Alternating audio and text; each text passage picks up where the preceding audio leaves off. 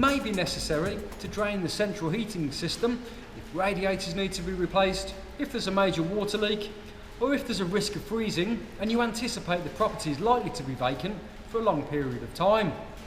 If you do need to drain the system down, then all you need to do is open the valves of all the radiators connected to the system, switch off the boiler's electrical connection, wait approximately 10 minutes until the radiators feel cold. Connect a drain hose to the lowest draining point and place the end of the hose in a drain or in a place where drained water will not cause any damage. Open the system drain valve and drain the installation.